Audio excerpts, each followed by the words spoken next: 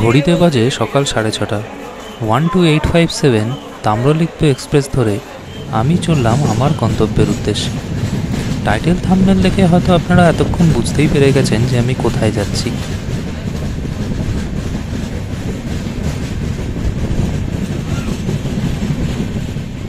আমি বেশ কিছু বছর আগে একবার পুরনো দীঘায় এসেছিলাম, কিন্তু শুনেছি তার থেকে এখন ওল্ড দীঘা নাকি অনেকটা পাল্টে গেছে, অনেক নতুন কিছু হয়েছে। তাই আমার সেই চেনা পুরনো দীঘাকে নতুন রূপে আবিষ্কার করব বলে আমার এই সফর। আর আমার এই সফর সঙ্গী আমার প্রিয় দর্শক বন্ধুরা। আমি আপনাদের এই ভিডিওয়ে ওল্ড দীঘা এবং নিউ দীঘাতে নতুন কী কী জিনিস হয়েছে এবং আগামী দিনে হতে চলেছে সেই সবটাই দেখাবো। তাই সঙ্গে থাকুন এবং ভিডিওটি শেষ পর্যন্ত দেখতে থাকুন। আর হ্যাঁ, ভিডিওটি কেমন লাগলো আমাকে কমেন্ট সেকশানে কিন্তু অবশ্যই জানাবেন। আপনাদের যদি কোনো সাজেশনস বা কোয়ারি থাকে সেটাও জানাতে পারেন। যদি ভালো লাগে তাহলে একটি লাইক করবেন আর চ্যানেলটিকে অবশ্যই সাবস্ক্রাইব করুন। আরেকটি কথা, আমি যে হোটেলটাতে এবার উঠব সেই হোটেলটা ওল্ড দীঘার লোকেশন ওয়াইজ সবথেকে ভালো হোটেল। আমি সেই হোটেলটির রিভিউও আপনাদের সাথে এই ভিডিওতেই শেয়ার করব। কথা বলতে বলতে আমরা অলরেডি দীঘা পৌঁছে গেছি। তাহলে আর কথা না বাড়িয়ে চলুন এই ভিডিওটি শুরু করি। Let's go. ট্রেন পৌঁছায় প্রায় 45 মিনিট লেটে। এই ট্রেনটি যেহেতু আবার হাওড়া ফিরে যাবে, তাই অলরেডি ফিরতি প্যাসেঞ্জারের ভিড়ে প্ল্যাটফর্ম একেবারে ঠাসা।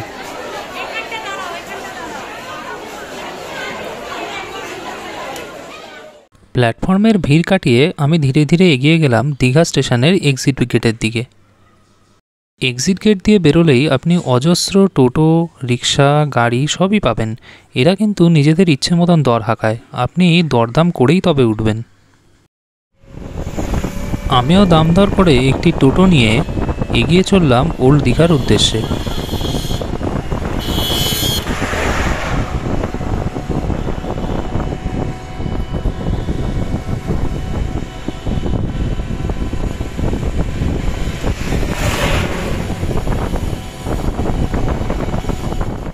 আমি এই হোটেলটাতে থাকছি। চলুন আগে আমি আপনাদের হোটেলের রিসেপশন এরিয়াটা দেখাই।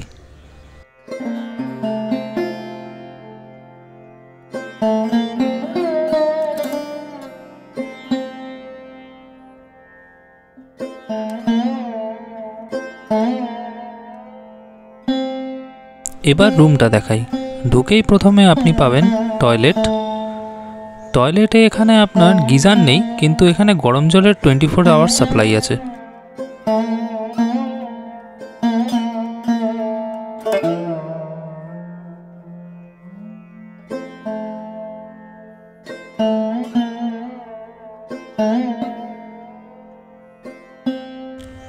এরপর এই বেডরুম এরিয়াতে আছে একটি কিং সাইজ বেড, তার সাথে এখানে একটা ড্রেসিং এরিয়া, তার সাথে কাবার্ড। এপাশে একটা ছোট্ট টি টেবিল আর দুটো চেয়ার, তার সাথে আছে এখানে টিভি। আর এবার এই রুমের মূল আকর্ষণ, এই ব্যালকনিতেও আপনি পাবেন দুটো চেয়ার, একটা ছোট্ট সেন্টার টেবিল আর এই অসাধারণ ভিউটা।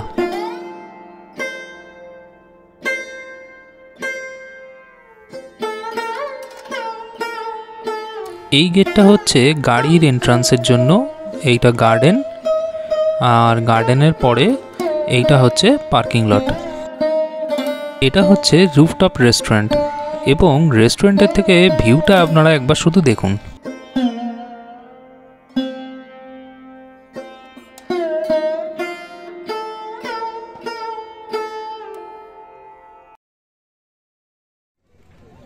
দুপুরে লাঞ্চ সেরে একটু ঘুমিয়েই সন্ধেবেলায় উঠেই বেরিয়ে পড়লাম ওল্ড দীঘাকে এক্সপ্লোর করতে। এই যে মার্কেটগুলি আপনি দেখছেন, এটি হোটেলের উল্টো দিকেই। এটাই হচ্ছে ওল্ড দীঘা সি বিচে যাওয়ার মেন রোড। এই হচ্ছে আমাদের হোটেল।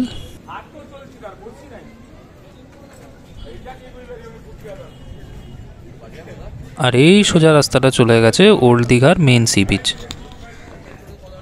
বেশ কয়েক বছর আগে যখন আমি এসেছিলাম, এই দোকানগুলি সব এমনি টিনের ছাউনি দেওয়া কাঁচা ঘর ছিল। এখন বেশ সুন্দর করে এখানে একটি পাকাপাকি মার্কেট বানিয়ে দেওয়া হয়েছে।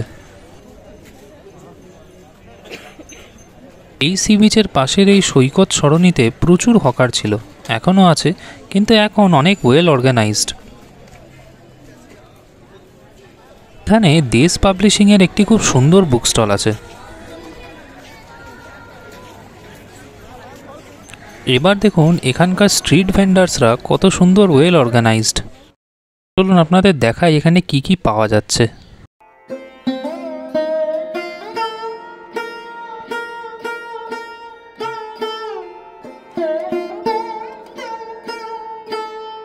পুরনো দীঘায় অনেক নতুন নতুন পার্ক হয়েছে, তার মধ্যে আমার হোটেলের সবথেকে কাছে আছে এই পার্কটি। চলুন আগে এই পার্কটা আপনাদের দেখাই।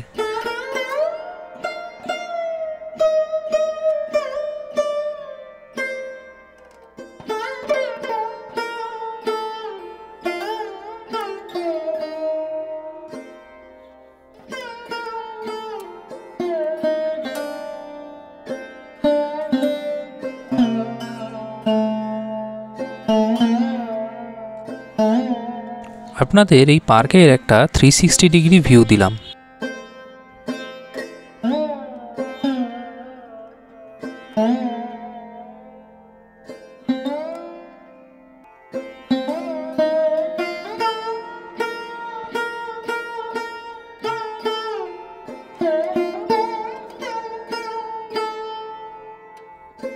এই পার্ক থেকে বেরিয়ে আমি সৈকত সরণি ধরে শঙ্করপুরের দিকে মুখ করে হাঁটতে শুরু করলাম। এই রাস্তার ধারে অজস্র দোকান আছে, চলুন আপনাদের কয়েকটি দেখাই।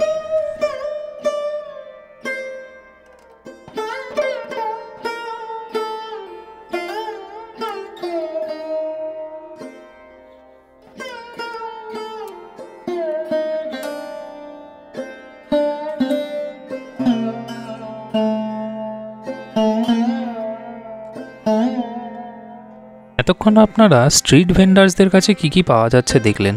এবার দেখাই এই যে পাকা দোকানগুলি আছে, এখানে আপনারা কি কি পাবেন।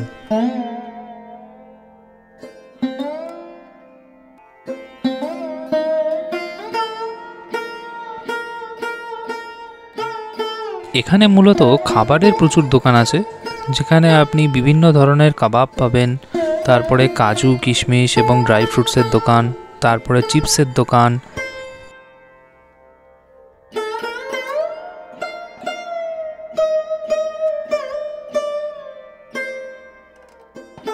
এই চায়ের দোকানটিতে একবার চা ট্রাই করে দেখবেন, খুব সুন্দর চা বানায়।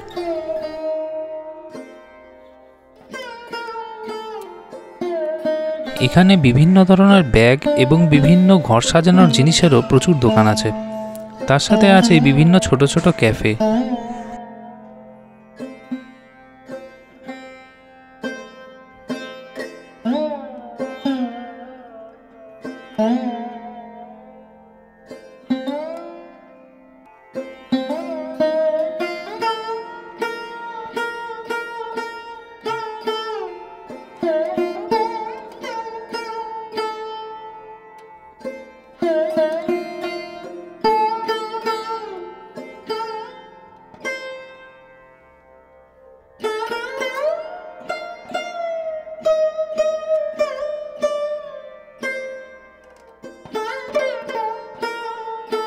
এখানে ফ্রাইড চিকেন আর পিৎজার দোকানও খুলে গেছে। দোকানগুলি পার করলেই আপনার চোখে পড়বে ওল্ড দীঘার নতুন আকর্ষণ, সেটা হচ্ছে এই সুসজ্জিত বিশ্ব বাংলা পার্কটি। এই পার্কটি আমি আপনাদের সাজেস্ট করব আপনারা দেখলে রাতের বেলায় দেখুন, কারণ এই অপরূপ আলোকসজ্জায় সুসজ্জিত পার্কটি একটি মায়াবী পরিবেশের সৃষ্টি করে।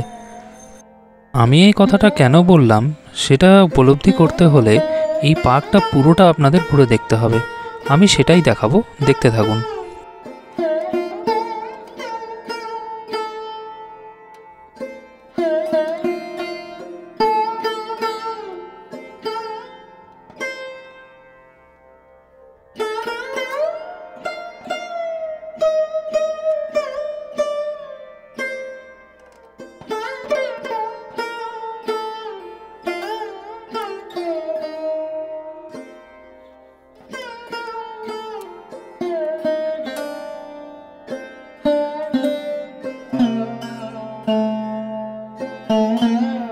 এই গাছের মধ্যে যে বলগুলি দেখতে পাচ্ছেন, এই প্রত্যেকটি বলে সরকারের বিভিন্ন প্রকল্পের নাম লেখা আছে।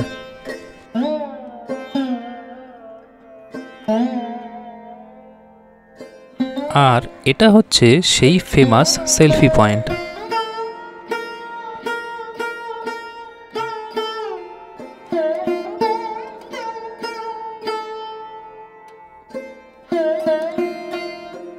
পার্কের বসার জায়গাগুলি খুব সুন্দর করে সাজানো।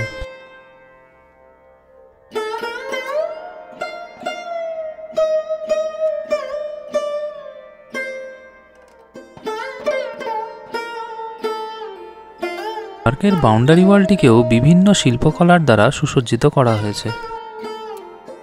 পার্কের ঠিক মাঝখানেই আছে এই সুবিশাল চেস বোর্ডটি।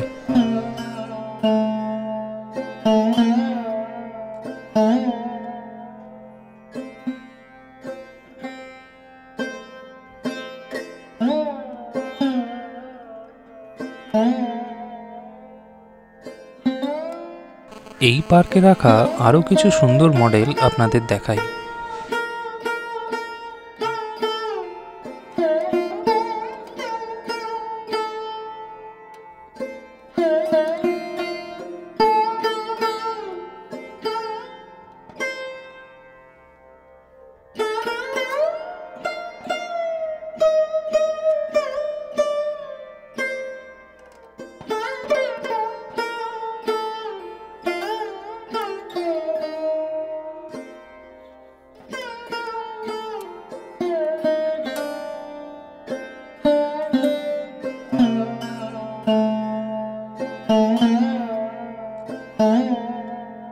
এইটা হলো এই পার্কে প্রবেশের পেছন দিকের গেট।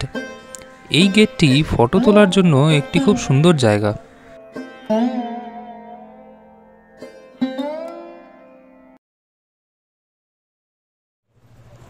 পার্ক থেকে বেরিয়ে আমি এগিয়ে গেলাম নেহেরু মার্কেটের দিকে। এই মার্কেটটি বহু পুরনো।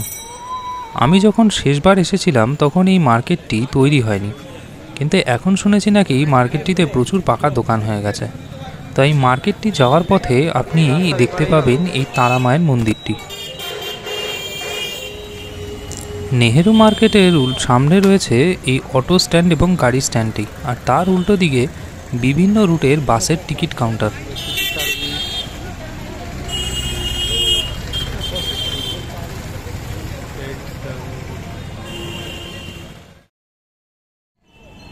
নেহেরু মার্কেটের সামনের দোকানগুলি অলরেডি পাকা হয়ে গেছে।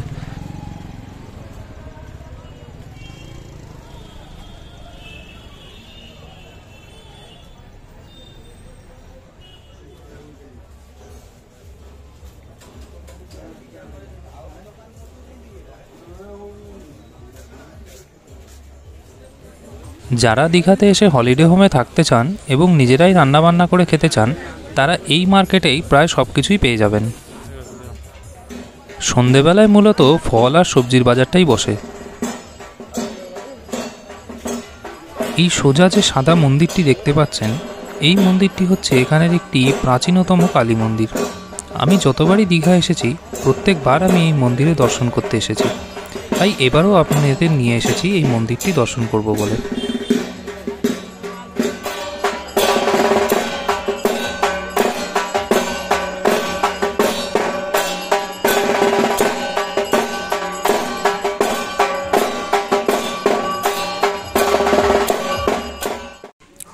এটা হচ্ছে দীঘার সেই বিখ্যাত ভাজা মাছের দোকান। এই ভাজা মাছগুলির স্টল আগে প্রচুর ছিল, কিন্তু এখন খুব একটা দেখতে পেলাম না। এখন মূলত যে দোকানগুলি আপনি আসলে দেখতে পাবেন সেগুলি এবার আপনাদের দেখাই, চলুন।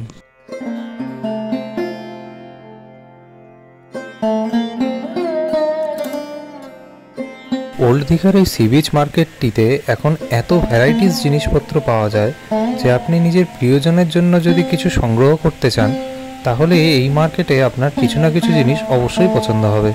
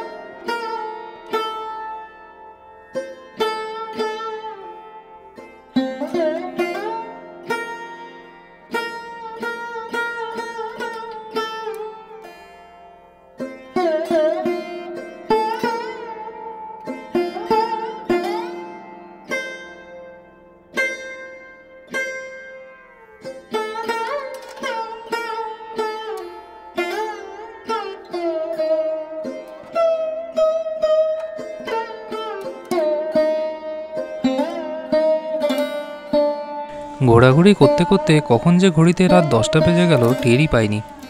তাই আমরা চলে এলাম এই মহাভোজ রেস্টুরেন্টটিতে। রিজনেবল রেটের মধ্যে যদি আপনি সুস্বাদু খাবার খেতে চান তাহলে এই রেস্টুরেন্টটি আপনি অবশ্যই ট্রাই করুন। আমি আপনাদের জন্য পুরো মেনুটাই দিচ্ছি, দেখে নিন।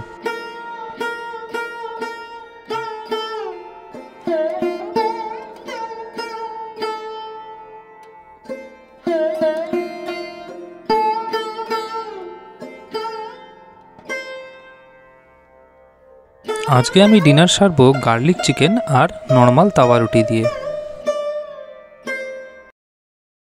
গুড মর্নিং বন্ধুরা, হোটেলের লিফটে চড়ে ছাদের রুফটপ রেস্টুরেন্টে যাচ্ছি সকালের ব্রেকফাস্ট করব বলে। ভিউটা আপনাদের জন্য রইল। ব্রেকফাস্ট সেরে হোটেল থেকে বেরিয়ে পড়লাম নিউ দীঘার উদ্দেশ্যে। আজ আমি এই সৈকত সরণি ধরে হাঁটতে হাঁটতে যাব নিউ দীঘার দিকে এবং আপনাদের দেখাবো যে এখানে কি কি নতুন হয়েছে এবং কি কি হতে চলেছে।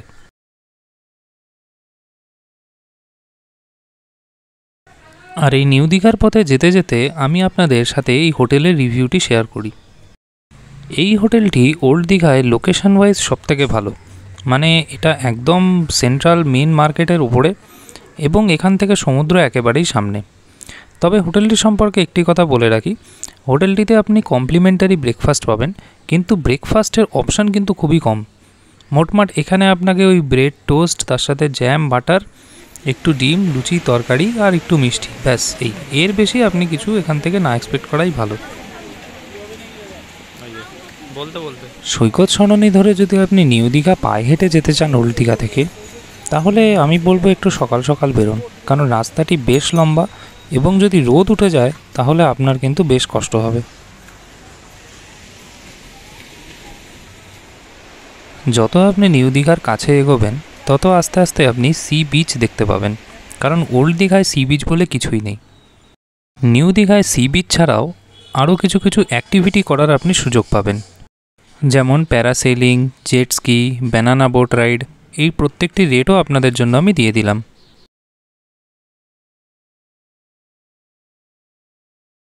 তবে এই অ্যাক্টিভিটিগুলো আপনি সব সময় খোলা পাবেন না, শুধু যখন ভাটা থাকবে তখনই আপনি পাবেন। জোয়ারের সময় কিন্তু অ্যাক্টিভিটিগুলি বন্ধ থাকে। এটা হচ্ছে নিউ দীঘার মেইন সি বিচ। আপনাকে যদি সমুদ্রে স্নান করতে হয় তবে এই জায়গাটাই সবথেকে ভালো, কারণ ওল্ড দীঘাতে সমুদ্রে নামা নিষেধ আছে, তাই সবাই এই নিউ দীঘাতে এসেই স্নান করে। এবার চলুন আমি আপনাদের নিয়ে যাই ঢেউসাগর। এই ঢেউসাগর হচ্ছে একটি অ্যামিউজমেন্ট পার্ক। এই পার্কটি এখনও পুরোপুরি তৈরি হয়নি, তবে বেশ খানিকটা পার্কের পোর্শন অলরেডি ওপেন করে দেওয়া হয়েছে।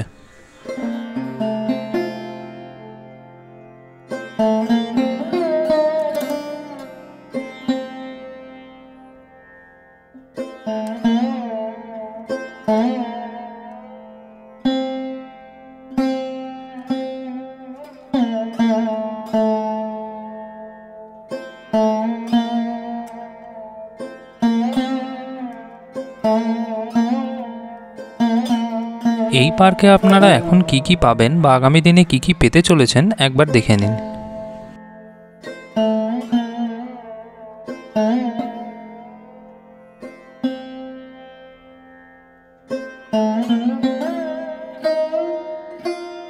এবার চলুন আমি আপনাদের পার্কের ভেতরটা অল্প ঘুরে দেখাই।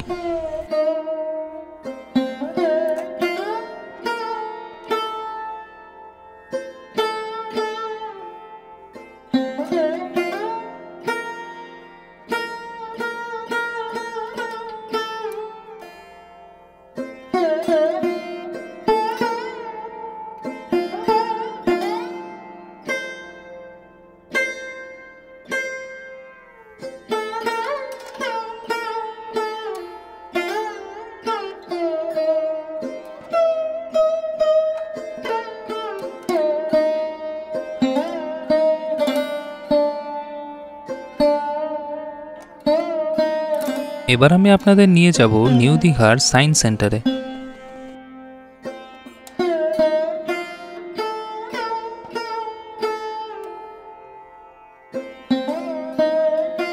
সায়েন্স সেন্টারে প্রবেশ করলেই আপনি দুপাশে খুব সুন্দর ফুলের বাগান দেখতে পাবেন।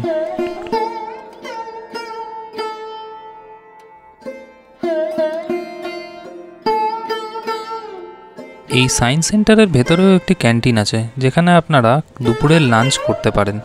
এখানে রেটও খুব রিজনেবল, তবে আমি এই টেস্ট সম্পর্কে কিছু বলতে পারবো না, কারণ আমি এখানে কোনো দিন খাইনি।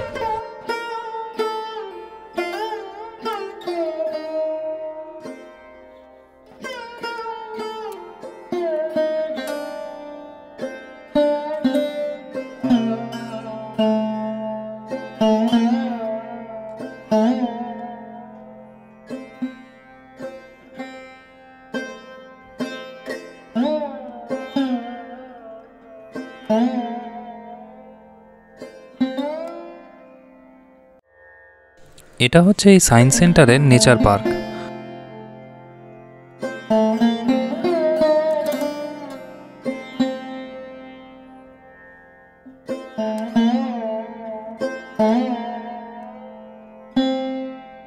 এবার আমরা প্রবেশ করতে চলেছি মূল সায়েন্স সেন্টারে।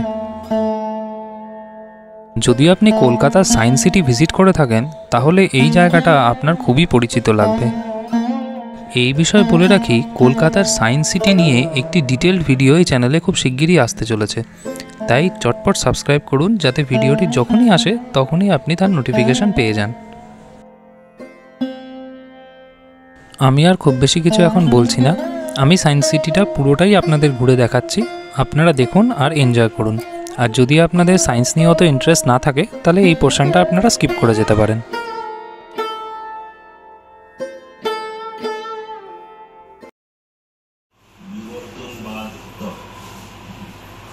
এই গবেষণার ফলে আমি জানতে পারি যে অধিকাংশ জীবজাতির মধ্যে সাধারণত যথেষ্ট ফারাক থাকলেও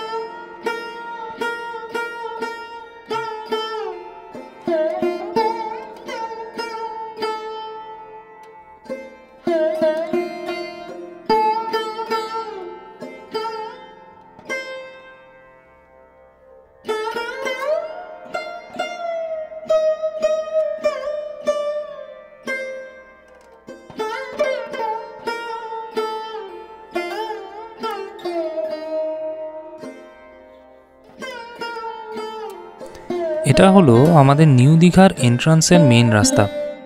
ঘুরতে ঘুরতে প্রায় লাঞ্চ টাইম হয়ে গেল, তাই আমি চলে গেলাম কাল রাতে যেখানে খেয়েছিলাম সেই মহাভোজ রেস্টুরেন্টে, আর নিয়ে নিলাম একটি চিকেন থালি।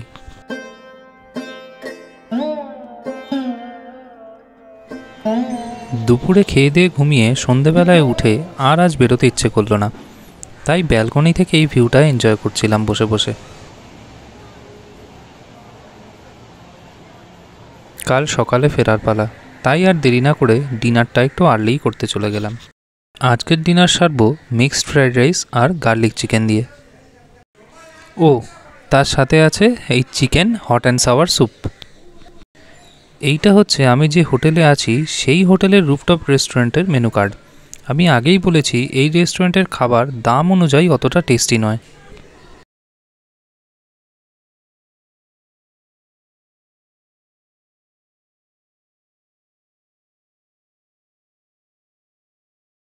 পরের দিন সকালে ঘুম থেকে উঠেই আমি অবাক, এটা কি দীঘা না দার্জিলিং তফাৎ করাই মুশকিল। ঘন কুয়াশার চাদরে ঢাকা এই সৈকত শহরকে এবার বিদায় জানানোর পালা। সঙ্গে থাকুন, দেখা হচ্ছে আরেকটি নতুন ভিডিওয়।